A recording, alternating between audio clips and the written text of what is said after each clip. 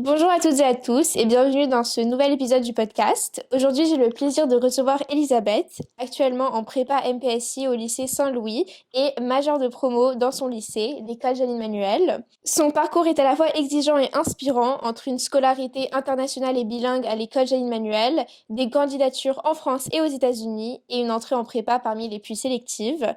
Dans cet épisode, on va parler parcours scolaire, admission, méthode de travail, mais aussi réalité de la prépa et conseils concrets pour celles et ceux qui envisagent ce chemin. Merci beaucoup d'être avec nous. Pour commencer, est-ce que tu peux nous raconter un peu ton parcours jusqu'ici? Oui, j'ai étudié un tout petit peu aux États-Unis où j'ai appris l'anglais. Et après je suis venue en France en CE2 où j'étais dans une classe d'adaptation, à l'EJM où j'ai appris le français. Et depuis, après j'ai passé 10 ans à l'EJM jusqu'à la terminale où j'ai passé mon bac dans la section internationale du bac français. Et maintenant, j'ai intégré une prépa MPSI à Saint-Louis. Donc je suis en première année de sup en MPSI. Super, maintenant qu'on a une vue d'ensemble de ton parcours, j'aimerais revenir plus précisément sur ta scolarité au lycée et tes choix académiques. Donc tu es aujourd'hui au lycée Saint-Louis en prépa MPSI, comme tu l'as dit, qui est quand même classée la troisième parmi les meilleures prépas pour maths, physique et sciences de l'ingénieur, si je me trompe pas. Ouais, ça change, mais Dans les oui. top 3, on va dire. Donc je vais te demander quelle spécialité avais-tu choisi au lycée? J'avais choisi maths, physique et NSI, un peu les classiques pour les gens qui vont en prépa. J'ai lâché NSI en première et après en terminale, j'ai passé le bac en physique, chimie et en maths. Si c'est pas trop indiscret, quelle note avais-tu au lycée? Donc un peu dans tes spé et ta moyenne générale, on va dire, en général. Et quel classement avais-tu dans tes spé également et en général? Parce que c'est vrai que c'est quelque chose qui est important pour Parcoursup et les prépas très sélectives, c'est quelque chose qu'ils prennent en compte. En termes de moyenne générale, j'avais autour de 18-19. Après, ça changeait avec les cours. J'avais parfois 16 dans un cours et 19 dans un autre. Mais en général, c'était autour de ça. Dans les spécialités, c'était à peu près la même chose. C'était en physique, j'avais à peu près 18-19 et en maths, entre 19 et 20 en général. En termes de classement, pour les spécialités, j'étais première en physique. En maths, c'était un peu plus diversifié, c'était un peu autour des 3 et 5, mais en général, j'étais assez bien classée. Pour les autres cours, ça changeait parce que j'étais moins forte en histoire parfois ou moins forte en anglais, donc ça changeait, mais en général, j'avais à peu près 19 dans les autres cours, donc j'étais en général dans le top 5, je pense, des classes. Mais en général, pour les prépas, ce qui compte le plus, c'est les spécialités. Et voilà, je voulais te demander si c'est important un peu dans les autres cours comme français ou philo ou histoire géo. Mais On peut pas savoir parce que forcément on nous dit pas, mais en priorité, et ce qu'on voit en prépa, c'est le truc qui vient en premier, c'est forcément les maths et après la physique. Donc ils vont regarder ça en premier, mais je pense qu'au même temps, faut forcément aussi avoir des bonnes notes dans les autres cours parce que les concours, il y a aussi le français, il y a l'anglais, donc forcément il faut avoir un bon niveau. Mais en général, je connais des personnes qui avaient pas forcément les meilleurs niveaux dans les autres matières, mais qui étaient très forts en maths et physique qui ont été pris. Donc tout dépend du vue d'ensemble, je pense. Et au bac, du coup, tu as été la majeure de promo, donc tu as obtenu le meilleur résultat dans ta promotion à l'école Gilles-Emmanuel, donc promotion 2025. Et c'est quand même une école qui est classée parmi vraiment les meilleures, la meilleure selon certains classements pendant 9 années consécutives. Donc c'est pas rien. Et donc je voulais te demander quel résultat as-tu obtenu au baccalauréat? La note générale, c'était 19,5 sur 20. Dans les spé, j'ai eu 20. En général, j'ai eu 20 dans tout ce qui était APs et tout ce qui était des examens. Le grand oral, par exemple, j'ai eu 20 aussi. Et après, genre, il y avait quelques matières où c'était un peu plus bas. En philosophie, j'ai eu 17. Euh, Enfin, au contrôle continu, c'était à peu près autour de 17-18. Mais sur les épreuves, toutes les notes que j'avais, c'était entre 18 et 20, à peu près. Et pour ceux qui nous regardent et qui savent pas forcément ce que c'est, le BFI, est-ce que tu pourrais juste nous dire en quelques mots, expliquer, parce que c'est vrai que tu as mentionné des épis, des oraux également, donc c'est pas forcément comme le bac français classique, on va dire. En fait, c'est le BFI, c'est juste on ajoute une section internationale au bac français. Donc en fait, ce qu'on fait, c'est on passe les épreuves du bac français comme tous les élèves de France. Moi, j'ai passé les épreuves de spécialité, le grand oral, toutes les épreuves de français, philosophie. Mais en plus de ça, on passe des épreuves qui sont spécifiques au BFI. Donc on passe des épreuves qui sont plus en anglais, puisque nous, on faisait la section américaine. Donc nous, on passait des examens américains comme les AP, en histoire et en anglais. Et après, on peut prendre des options en plus aussi. Et en général, on a un programme un peu plus long en histoire, par exemple, parce qu'on étudie l'histoire de la France, mais aussi l'histoire des États-Unis, de l'Europe. C'est la même chose pour la géographie.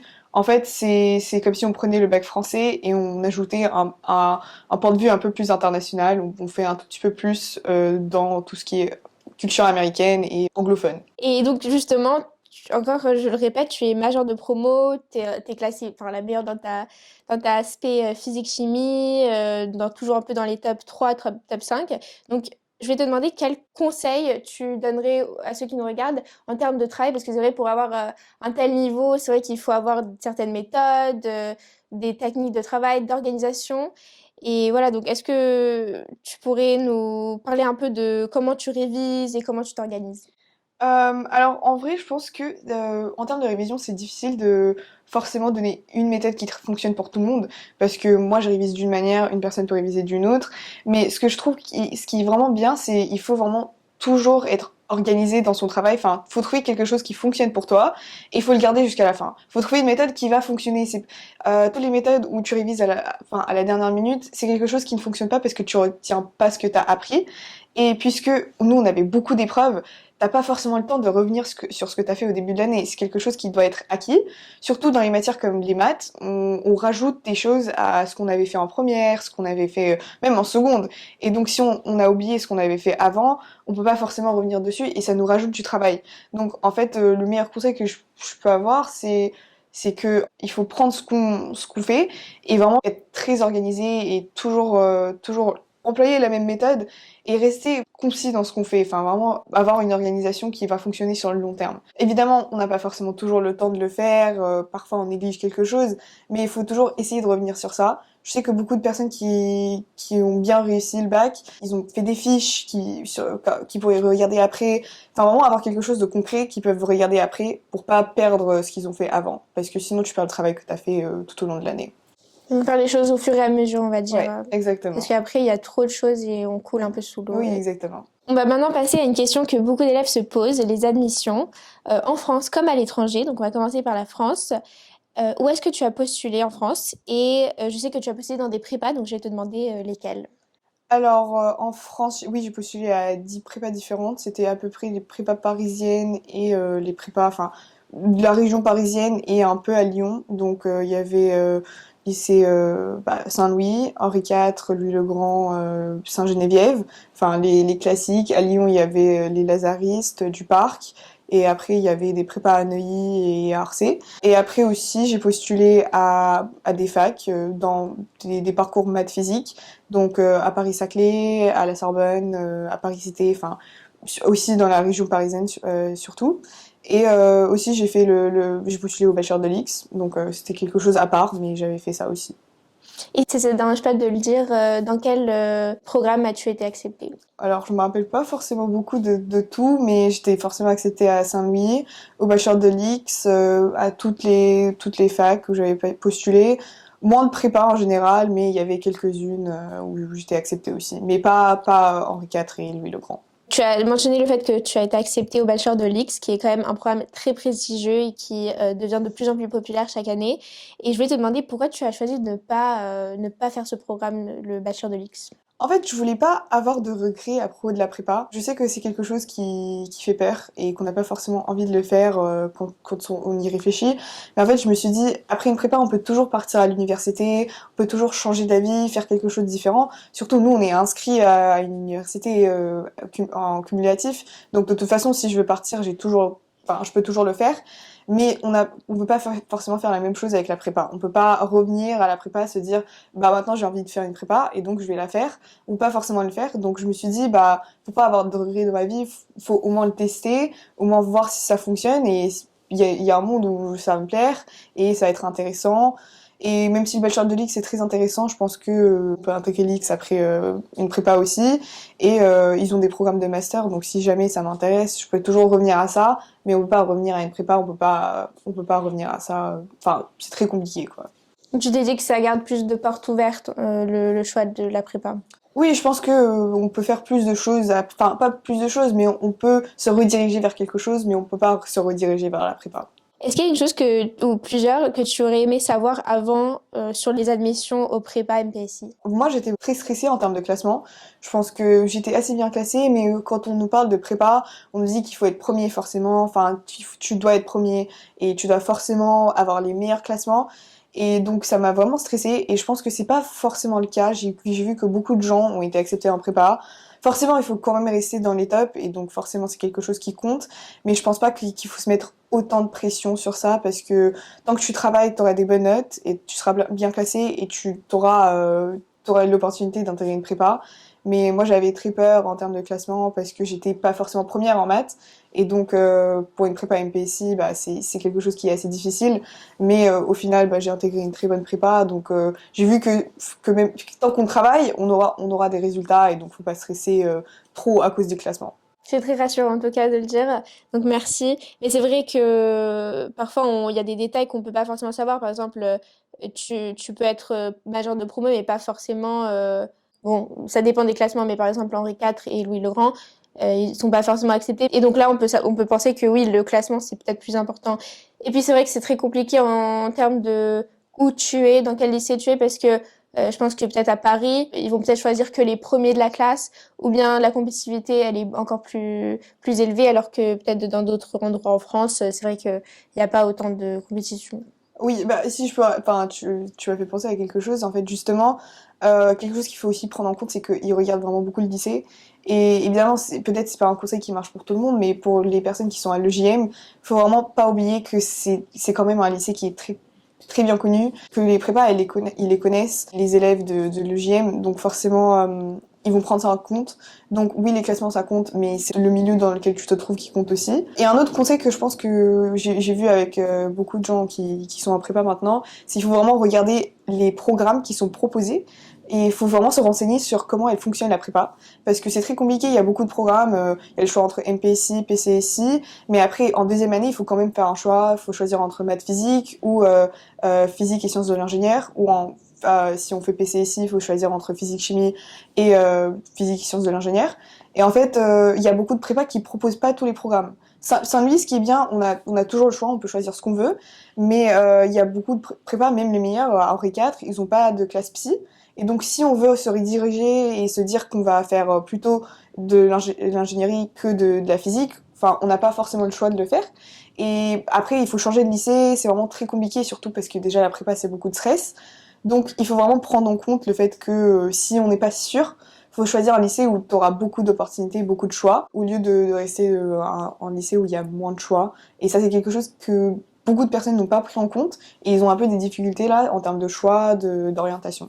Donc pas toutes les prépas sont forcément les mêmes, et Oui, il faut le faut prendre en vraiment compte. regarder les programmes. Oui. Alors, tu as aussi postulé aux États-Unis, en plus donc de la France.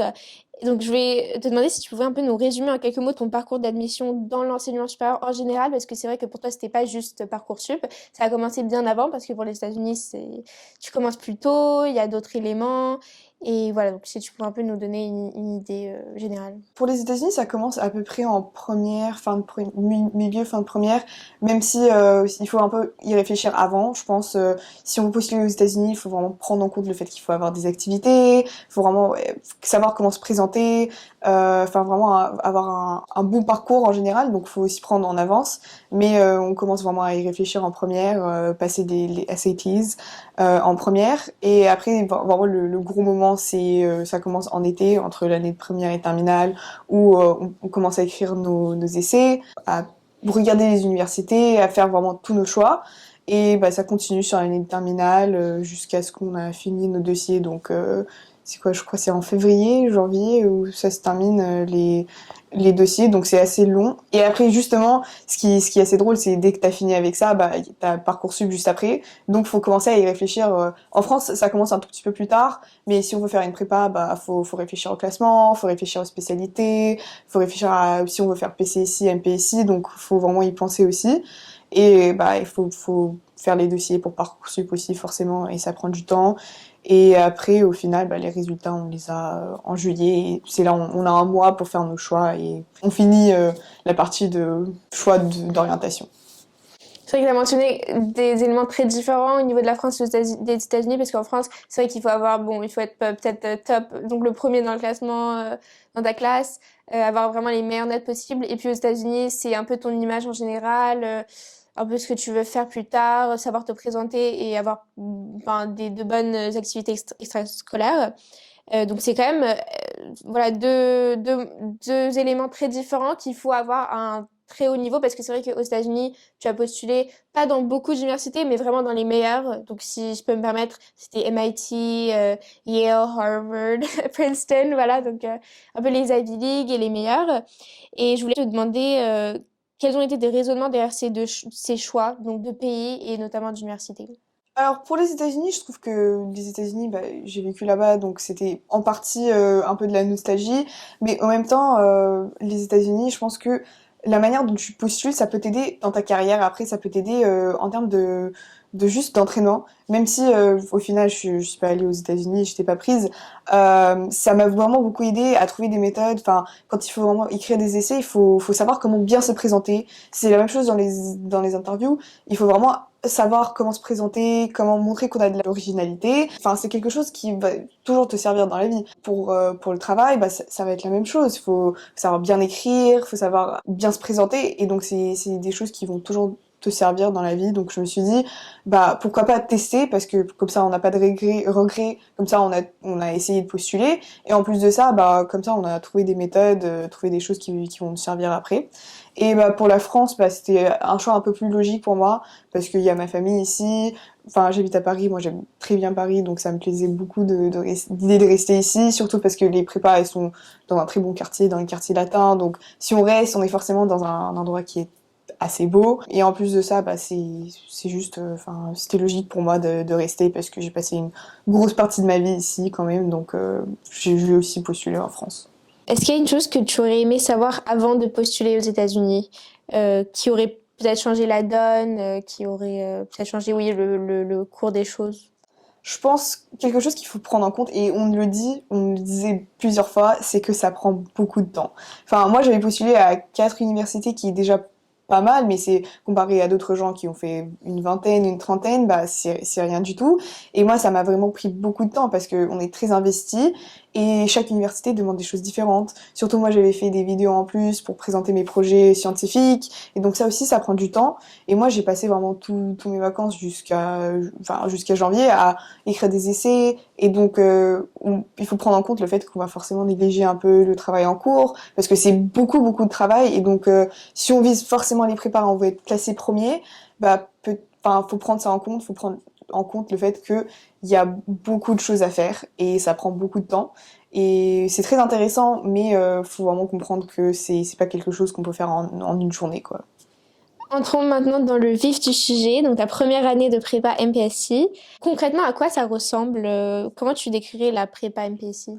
Alors la prépa MPSI, c'est vraiment beaucoup de maths, bah, forcément parce que maths physique, mais on s'en rend même pas compte à quel point c'est vraiment beaucoup de maths. Nous par exemple, on a 15 heures de maths par semaine, comparé à 9 heures de maths de physique par semaine, je crois. Donc c'est déjà beaucoup plus de maths, même si c'est une MPSI, donc il y a la physique aussi. Et donc forcément, on a des maths, on a de la physique, on a des matières en plus, on a le français, l'anglais, et la SI où on fait des choses un peu plus différentes des maths, ce qui est bien parce que comme ça on n'est pas que dans l'aspect scientifique, on peut faire un peu des choses différentes et surtout parce qu'on apprend des choses très intéressantes. En français on fait de la littérature donc c'est bien, on fait de la philosophie donc c'est très intéressant mais en général c'est beaucoup de maths. C'est MPSI après tout. Et Exactement. M, c'est la première lettre, donc Voilà. est-ce que c'est plus dur que le lycée? Oui, complètement. Alors, c'est quelque chose qu'on nous dit aussi, mais enfin, on comprend pas à quel point c'est vraiment beaucoup plus difficile comparé au lycée avant qu'on rentre en prépa. Enfin, au lycée, je travaillais forcément, il y avait beaucoup d'épreuves, donc je me disais que j'ai déjà une méthode de travail, je sais comment m'organiser, j'ai déjà une bonne idée de ce que c'est de travailler au lycée. Mais quand on vient en prépa, ben, la quantité de choses qu'il faut apprendre, on a beaucoup de devoirs en français, beaucoup de devoirs en anglais, et après on a aussi 15 heures de maths et 9 heures de physique, et on a des cols, on a des DS, bah c'est beaucoup plus de choses à faire. Et surtout, les chapitres, on les fait beaucoup plus rapidement qu'au lycée. C'est ça, je pense, la plus grosse difficulté, c'est on fait des choses qui sont beaucoup plus théoriques, et en plus de ça, c'est des choses qu'on fait très rapidement. Enfin, un théorème, on l'écrit dans le cahier, et on n'y revient pas forcément beaucoup dessus. Mais au lycée, on vous ferait des exercices pendant 3 semaines. Là, t'as 3 semaines et t'as fini le chapitre et tu continues sur autre chose. Et donc, c'est beaucoup plus difficile comparé au lycée juste parce qu'il y a beaucoup de choses à faire. Est-ce que tu penses que être dans un lycée comme le tien, donc l'école Génie-Manuel, qui est quand même qui a un programme assez difficile, t'as plus préparé à la prépa que peut-être d'autres personnes qui venaient d'autres établissements? Ou parce que c'est vrai que tu as mentionné le fait que tu as déjà un peu des méthodes de travail que tu as acquises. Bah, ça, forcément, ça aide un tout petit peu dans le sens que, enfin, moi, c'est pas très compliqué de me motiver à travailler. Enfin, ça, je pense qu'il y avait des personnes qui avaient un peu plus de mal au début de l'année parce que forcément, bah, ils travaillaient un peu moins au lycée et donc quand t'es à l'UGM, forcément, tu travaillais déjà. Et donc ça, c'était bien. Mais en général, je pense que toutes les facilités qu'on a du lycée, après, ça nous aide pendant quelques semaines et après, au final, tout le monde trouve une nouvelle méthode de travail. Moi, je sais que moi, j'ai complètement changé la manière dont je travaille en prépa.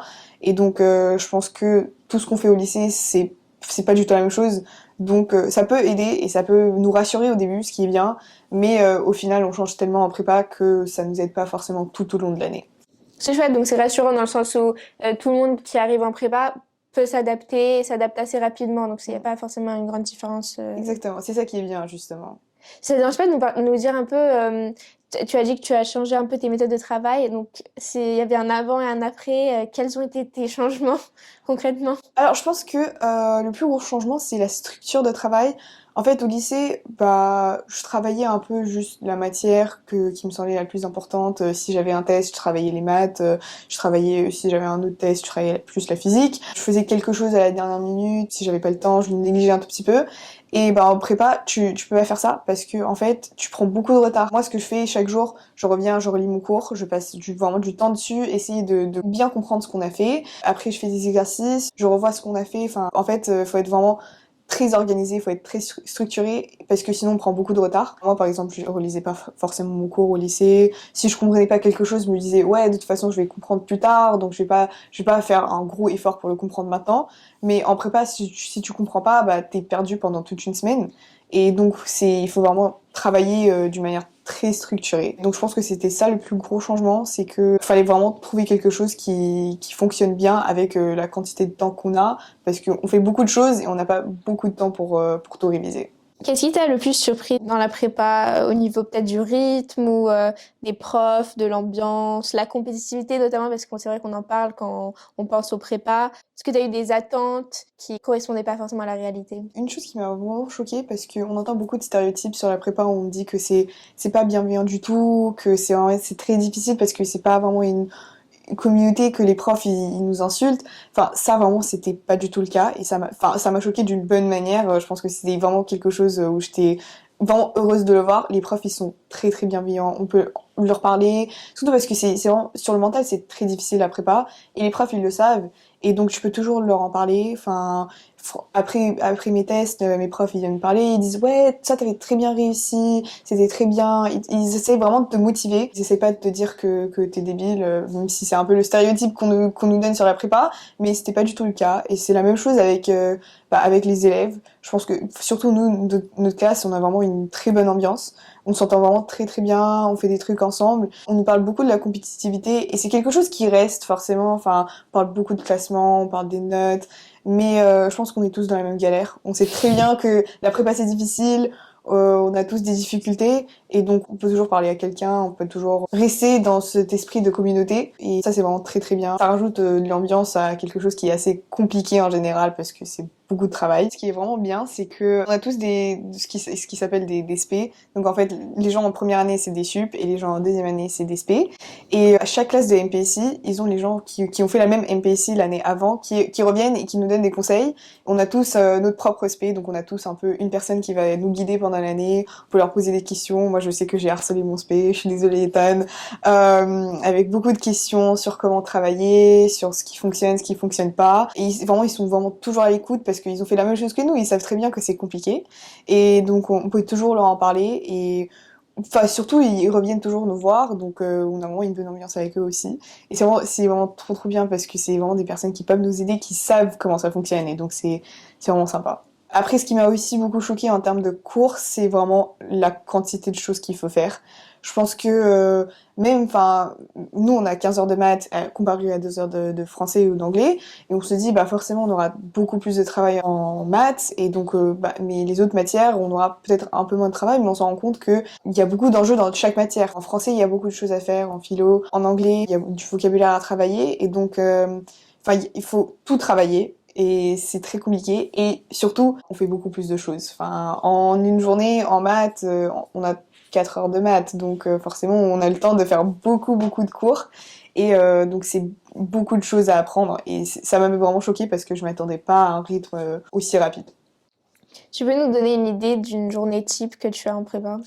Alors oui, alors en prépa, c'est le matin, t'as 3-4 heures de maths, forcément. Euh, Tous les jours, nous sauf lundi, mais en général, c'est négligeable, c'est vraiment 4 heures de maths par jour. Et après, entre-temps, on a un cours de physique, en général, 3 jours sur 5, et c'est 2 heures de 3 heures de physique. Et après, entre les cours, on a du français ou de l'anglais ou de l'ASI qui sont un peu mélangés entre les maths et la physique. Et en général, 2 jours sur 5, on a des cols. Donc c'est des oraux qu'on passe avec un prof, avec quelqu'un qui vient au lycée. Et on nous donne des commentaires, on fait des exercices. Et donc c'est 1 heure où on travaille sur des exercices, où on fait un oral en anglais. Et après, en général, la plupart des gens, ils rentrent et enfin, ils travaillent. Moi, je revois mon cours, donc je passe une ou 2 heures à revoir mon cours. Et après, j'essaie de faire des exercices d'application, de faire des exercices un peu plus compliqués, pour travailler tout ce qu'on fait en cours. Et vous avez des DST le samedi? Oui, ouais. Donc chaque samedi, c'est 3 ou 4 heures de DS. Et est-ce que tu as le temps de faire autre chose que tes études, par exemple faire du sport, passer du temps avec tes amis? Comparé au lycée, c'est beaucoup moins. Enfin, j'ai fait beaucoup moins de choses en dehors de la prépa que je faisais au lycée. Moi, je travaille beaucoup. Moi, je mets en priorité les études. Donc, moi, j'ai pas forcément beaucoup de temps. Mais j'essaie de faire un effort de parfois faire quelque chose le week-end, même si c'est pour quelques heures de voir des gens du lycée, de parler, enfin, de faire quelque chose avec les gens de la prépa, parce que on peut travailler autant qu'on veut, mais à un moment donné, le cerveau, il va lâcher. Et surtout après les DS, les samedis, bah, on est très fatigué. Tu viens de passer 4 heures à écrire, faire des maths, et donc enfin, t'es forcément stressé, t'es fatigué, et donc tu vas pas travailler très bien après ça. Donc faut forcément prendre un peu de temps pour soi, mais ça va être quelques heures par semaine, ça va pas être beaucoup de temps non plus. Mais en même temps, ça dépend aussi vraiment de la personne. Il y a des gens qui ont plus de facilité, donc eux, ils ont pas forcément besoin de réviser autant, donc ils ont plus de temps pour faire des choses pour eux-mêmes. Mais ça dépend de la personne. Moi, j'ai pas forcément beaucoup de temps, mais il y a des personnes qui arrivent.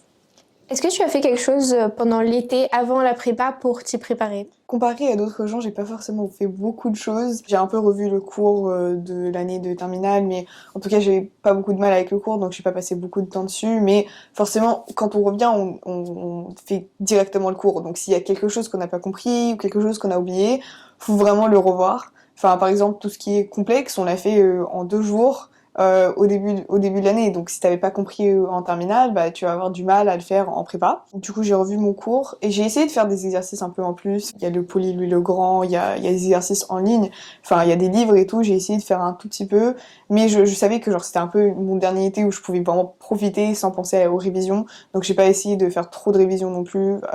J'ai un peu essayé de voir le cours de première année, juste pour voir à quoi ça ressemble, pour voir un peu le niveau. Et j'ai pas forcément fait beaucoup de choses. Si j'aurais un conseil sur ça, je pense vraiment la meilleure chose c'est revoir le cours parce que ça c'est vraiment ça va revenir donc faut vraiment bien le connaître.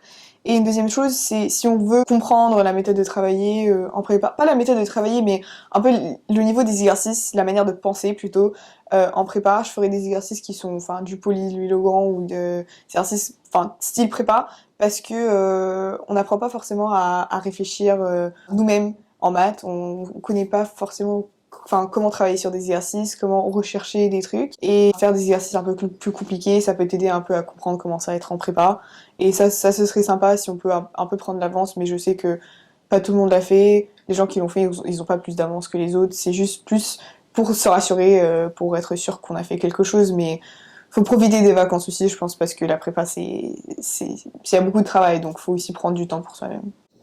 Tu as mentionné une plateforme où on peut prendre des exercices pour s'entraîner. Est-ce que tu aurais d'autres sites ou applications ou plateformes que tu conseillerais aux personnes qui vont intégrer une prépa, un peu pour réviser, pour avoir des exercices pour les cours? Alors, en général, la meilleure méthode, ce que moi je fais même là encore, parce qu'en prépa, enfin, il y a les TD, et on peut les trouver en ligne des autres classes, donc c'est des exercices un peu classiques. C'est ce que je fais, et ça, moi, ça, j'aime bien, ça m'aide beaucoup. Et c'est la même chose pour avant la prépa. En fait, ce qu'il faut faire, c'est rechercher un peu les meilleures prépas. Ils ont beaucoup de ressources en ligne, et tu recherches, genre, lycée Saint-Geneviève, et tu regardes entrée en prépa, et des choses comme ça. De un, ils ont des sites avec des conseils, donc on peut lire un peu ce qu'il faut faire. Et de deux, ils ont presque tous des exercices à faire pendant l'été. Je sais que nous, à Saint-Louis, c'est un site public et il y avait un poly de 3-4 pages où c'était beaucoup d'exercices de révision qui étaient pas forcément très poussés, mais ça peut t'aider à un peu s'y remettre dans les maths, enfin, un peu travailler sur ça. Et après, je sais que d'autres lycées, enfin, Stan, ils proposent des livres sur les sites. Ils disent de faire des exercices d'Olympiade et donc toutes les meilleures prépas, ils vont forcément avoir un site avec des exercices et enfin des conseils. Après, en plus de ça, je sais que beaucoup de gens, ils ont pris des livres dans la section prépa. Si tu regardes, par exemple, à Gilbert, il y a forcément, au cinquième étage, il y a la partie prépa, et juste à côté, il y a la partie entrée en prépa, donc il y a des livres, et tu regardes si c'est un niveau qui te paraît simple, enfin, tu peux le prendre juste pour l'entraînement, ou sinon tu cherches des exercices un peu plus compliqués. Je sais qu'il y a ce qui s'appelle les Juno, tous les gens en prépa les connaissent, ils ont des livres qui sont faits pour les gens qui rentrent en prépa, et donc tu peux prendre des livres comme ça, il y a les ellipses, il y a beaucoup d'éditions, et il y aura tout un tas au magasin, et tu choisis celui qui te paraît enfin, le meilleur. Pour terminer, j'aimerais qu'on parle un peu de la suite. Donc après la prépa, je sais que c'est dans 2 ans, mais et plus largement de ce que tu envisages un peu pour l'avenir. Que souhaiterais-tu faire après la prépa? Je suis pas forcément sûre parce que je pense que en prépa on découvre beaucoup de nouvelles choses. Donc moi j'ai un peu remis en cause l'idée de mon parcours, mais enfin j'aimerais bien continuer dans les sciences, soit faire ingénieur sur les fusées donc dans l'aérospatiale, soit plutôt faire quelque chose de enfin un peu à l'opposé, donc faire quelque chose de plus théorique, faire de la recherche parce que j'aime vraiment bien ce côté théorique, j'aime beaucoup comprendre ce qui se passe autour de moi et donc ce serait je pense soit l'un soit l'autre, mais c'est encore à voir parce que il y a tellement de choses à faire que il y a toujours un monde où je change complètement d'avis. Donc c'est pas forcément une grande école. Bah, je pense en prépa forcément, puisqu'on travaille tellement et on parle de concours pendant 2 ans, on veut tous intégrer une bonne grande école, donc c'est un peu le but.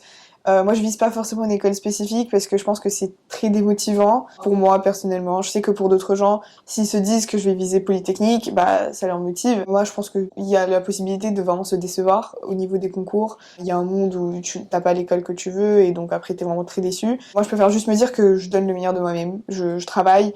Et je sais que j'ai un but dans ma vie, enfin c'est vraiment faire le meilleur. Donc si c'est Polytechnique, c'est Polytechnique, si c'est pas ça, c'est pas ça. Mais je fais un effort de juste vraiment travailler et après on verra ce qui se passe. Et ce but, ça serait faire de la recherche. Je sais que tu as dit que tu voulais travailler dans l'ingénierie aérospatiale. Quel serait un peu ton métier de rêve?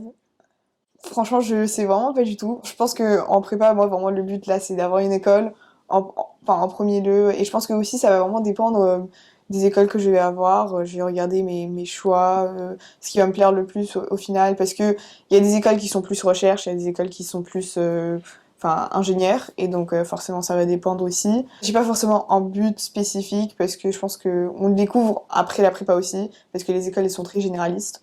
Donc enfin je pense que je continue, je me dis ça va être forcément la recherche ou enfin l'aérospatiale, mais je me dis que on va voir ce qui me plaît le plus en grande école.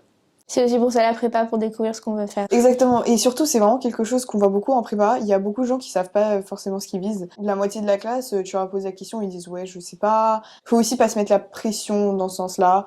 Que je viens en prépa, je dois forcément avoir un but, je dois avoir une école en tête, je dois avoir les mines, nanana. Genre ça, c'est pas forcément quelque chose que tout le monde fait. Et je pense que c'est bien de savoir ça parce que comme ça tu stresses pas à cause de ton parcours. Tu sais que tu vas faire les sciences parce que t'es en prépa, mais je sais qu'il y a beaucoup d'opportunités différentes et donc c'est justement pour ça qu'on fait un prépa, ça ouvre beaucoup de portes et donc t'as toujours un choix, tu peux toujours changer d'avis même à la fin. As-tu un conseil pour ceux qui nous regardent? Alors, je pense déjà regarder beaucoup le podcast. Vraiment, il y a beaucoup de conseils. Moi, je l'avais fait au lycée. Je sais que quand j'avais postulé aux États-Unis, j'avais regardé les vidéos sur les États-Unis. Ça m'a vraiment beaucoup aidé. De un, parce que ça te rassure. Tu sais qu'il y a des gens qui l'ont fait. Il y a des gens de ton lycée, forcément, qui ont travaillé sur ça. Et ça te donne des conseils, en fait. C'est des gens qui sont passés par ça. Donc, ça t'aide vraiment beaucoup. Ça te motive. Tu te dis, OK, il y a des gens qui l'ont fait. Le podcast, il me dit que je peux le faire, donc je vais pouvoir le faire. Donc voilà, vraiment, regardez, c'est incroyable. Le travail que Victoria, elle met dans ça, vraiment, c'est colossal, donc Mm. vraiment, faut le faire. Merci beaucoup Isabelle, Euh, ça me fait plaisir. voilà. Après, un autre conseil, travaillez bien, voilà. Mais il faut pas stresser. Enfin, je pense que moi, je sais que quand je commence à stresser, j'arrive plus à travailler, j'arrive plus à réfléchir. Donc, faut vraiment trouver quelque chose qui te rassure, faut être calme, parce que si on se dit qu'on peut le faire, bah on peut le faire. Si on se dit qu'on peut pas le faire, on va jamais réussir parce que on va se démotiver. Et c'est pour ça que le podcast, il est très bien. Merci, c'est justement ça le but et ça me fait très plaisir que tu le dises aujourd'hui parce que c'est vrai que en ayant tous ces témoignages, tous ces exemples, c'est vrai que ça nous inspire et ça nous montre, comme tu le dis, que c'est possible et c'est vraiment ça le but. Et je voulais justement remercier toi et remercier toutes les personnes qui sont venues sur le podcast parce que c'est vraiment grâce à eux que plein d'élèves, plein de personnes plus jeunes ont pu notamment intégrer les établissements de leurs rêves et de faire ce qu'ils veulent vraiment et ne pas se mettre la pression, justement, ne pas avoir cette peur, cette anxiété qu'on peut avoir face à l'inconnu. Et quand c'est vrai qu'on a toutes les informations qu'on a besoin d'avoir, bah, on est beaucoup plus serein et justement beaucoup plus efficace parce que c'est vrai que la peur, enfin l'anxiété qu'on peut avoir, c'est un peu comme une boule de neige. On est stressé, on n'arrive plus à penser clairement et là du coup bah justement on peut pas du tout être efficace et réussir ce qu'on aurait pu peut-être faire. Ouais, exactement. Donc je te remercie d'être là. Merci beaucoup pour cet échange, Elisabeth. Ça me fait plaisir de t'avoir encore une fois sur ce podcast après avoir partagé ton expérience sur le BFI. Merci pour ta sincérité et pour tes conseils très concrets. Ton parcours montre qu'il n'y a pas un seul chemin parfait, mais surtout des choix réfléchis, personnels, du travail, beaucoup de travail et une vraie capacité à s'adapter. Merci à vous de nous avoir écoutés. Si cet épisode vous a été utile, n'hésitez pas à le partager autour de vous et de vous abonner. On se retrouve très bientôt pour un nouvel épisode.